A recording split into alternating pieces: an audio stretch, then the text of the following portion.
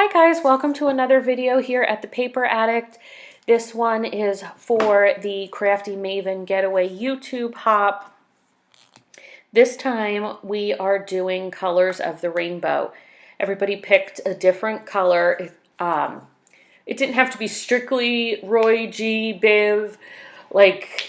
For blue, you know, people can do teal, but we all picked a different color as our inspiration. I'm hoping you can tell what my inspiration color was. I chose pink, and the entire layout didn't have to be just, you know, your color, but it was supposed to be be able to be seen as your primary inspiration. So I am using a photo of our daughter for her third birthday shoot, just like my last video. She got to do, our photographer's awesome. She did 3 outfit changes, and we had family photos during our session. So what we usually do is we have a set of photos in like whatever her quote-unquote birthday theme is. This year she wanted a Peppa Pig cake, so this outfit has Peppa Pig. Last year it was Minnie Mouse, so one set of photos was done in a Minnie Mouse outfit. So these photos with the Peppa Pig are a little more fun. I don't want to say, maybe that fun's not the right word, but maybe bright is a better word. But it went better with the birthday collection than her in her Easter dress with the little bicycle on it and the navy blue. So that's why this one is being done with the birthday collection. It's Echo Park Birthday Wishes, the girl version. It is from several years ago. If I can find any of that collection left anywhere, I will link to it in the description box below, which I do with a lot of the products that I use in my videos. If you go down in the description box, not only will you find links to the other girls who are participating in the hop this month, you will find links to where else you can find me besides YouTube, and then links to some of the products I use in my video in case it's something you need to have in your stash, whether it be the paper collection or some of the tools that I am using. So here is her photo with her Peppa Pig shirt and her little Peppa Pig ears. She did have a pink tutu skirt on, not overly poofy, but it had pom-poms inside the netting. Oh, it was adorable. The skirt still fits her, but the shirt unfortunately is too short. So maybe I'll have to find something to go with that skirt. She must have a long torso because I'm forever buying shirts before I'm buying say shorts or pants. Where my husband and my son, they're all legs. Like our son, I'm always buying everything for him because his arms grow just as fast as his legs grow. So now I'm going to work on some of the strips that you saw in the sketch. That is a page maps sketch. Forgive me, where I am sitting right now, I don't have what month that was. If I remember off the top of my head, it is May 2019. You can probably see on that sheet there. But when you are doing a voiceover, you can't expand the screen to full size. So I can't even read it myself. So here I am working on the strips. I am going to make a scallop using this Stampin' Up! Punch. I will tell you what, this is one of the punches I use the most. I have an entire wall of punches, and I think I use this one and the heart, and that's like it. But I'm always afraid to get rid of the other ones because I guarantee you the instant I get rid of them, that will be when I need it. And, you know, that's always the way. That'll be when I reach for it. You'll see I use 2 trimmers throughout the video. The first one is just a Fiskars one that I got at Michael's with a 50% off coupon. I have that one so that I can gut the inside of my paper.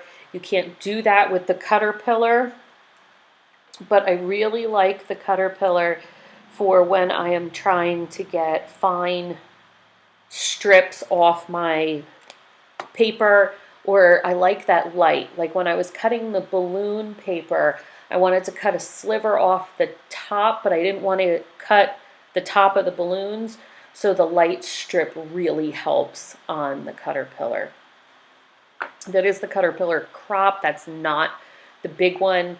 I just don't have the room to have one that is, 12, I think it's, the 12 by 12. It may even be a touch bigger, and leave that out on my desk. Oh, excuse me. I don't know if it's my allergies or what, but I am beat lately. Probably the kids' schedule too, running around every day for sports. So I am inking the edges in the Tim Holtz Spun Sugar. I did re-ink that at some point during this video. I said in my previous video, this one came dried out. I had to buy the refill before I could even use it. And I don't know what it is about. It must be something in that particular foam pad or whatever it's made of. I have to re-ink this one on a fairly consistent basis, where the other ones that I have never had to re-ink. So there must be just something about that particular one that doesn't jive. Now, as I'm watching this, there are two things on this layout that I go, oh, I wish I hadn't done that. The first one is this, mounting this on this orange. I don't know why, but unless I'm pairing orange with navy, like on a boys layout, it is not my jam. And it's the only thing my eye goes to on the layout. And it's probably just me because, it's my thing. But that is the first thing I wish I had done differently. So now I'm working on the last strip. The sketch has one that has the, fishtail. And I fuss around for a while with this. I don't know if it's right now or later, where I go, do I want it under the yellow paper? Do I want it over the yellow paper? And that's just for me because there's so many patterns there then. The yellow reads pretty, neutral to me, even though it is a pattern. But then with the cupcakes and the balloons and the dots and the patterns behind the photo, I do fuss around for a little while. I do end up putting it underneath the yellow because I felt like it toned it down just a tiny bit more. And this is where my T ruler comes in handy, because if it were based on just my eye, it would be all over the place. Everything would be crooked. Like, even when I'm making cups, I have to get out things to make sure my vinyl is straight, or my lettering would be all crooked all over my cups too. Oftentimes, I will drag in my helper, which is my husband, and he'll come home from work and there'll be like 5 or 6 cups laid out on the counter. Would you put the vinyl on these so they're straight? And he's like, wait, who does these cups, me or you? But, he's a good sport. He helps me with whatever I need. But it goes both ways, right? I mean, they do things for us that we're not good at, and we do things for them that they're not good at, and that's why it's a pair. But I put this on, and then I flip this one around so that it looks like the scallop on the bottom, so they kind of match. I didn't mean for it to look like a scallop, but when I started putting it down, that's what it looked like to me, so I wanted them to match. So I'm going to back my photo with some fun foam. See, watch, I won't cut anything straight. I'll have to do this like 3 times. I have really taken a liking to the fun foam over those tiny little squares, especially when I'm doing something large like this. I can't imagine going back to putting little squares all over my entire photo. Not only for the cost, you know, fun foam you get in the kids' craft section, and it's next to nothing, and you get a million sheets. I haven't gone through a whole pack yet, but those tiny little squares, geez, you could go through a whole pack if you're trying to pop up one photo. So I'm going to shake up my color shine, but then I'm going to work on some of my embellishments, and then I'm going to go back to the Heidi shine, and then I'm going to go back to the embellishments. I do cut out where I end up. I use the EK Success powder tool to take the sticky off the back of my stickers so that I can move them around while I decide what I want, you know, exactly to do with them. I do cut that out because it does take, for me to do 2 stickers, it probably took 3 or 4 minutes, which doesn't sound like a lot, and it really isn't, but you didn't want to sit and watch the blank screen while I put the powder on the stickers. I did have a powder tool from another company that worked so much better than the powder tool from EK Success, but like you couldn't even set it down on your desk and there was powder everywhere. So I went back to the EK Success tool because it didn't get powder all over my desk and my floor and my picture and. So here is the second thing that I look at this layout and go, I wish I hadn't done that, and that is the balloons. I don't know why. I can't tell you what particularly about them is bothering me at this point, but I do wish I had done something differently there, either had let it plain or something different. But at this point, if I try to take them up, you can see where they were. So they are on there, and I will have to live with it. It doesn't ruin the layout for me. It's just one of those things where I go back and go, man, I wish I had done that differently. So these are Tim Holtz Tiny Words. I believe this is the Snarky pack.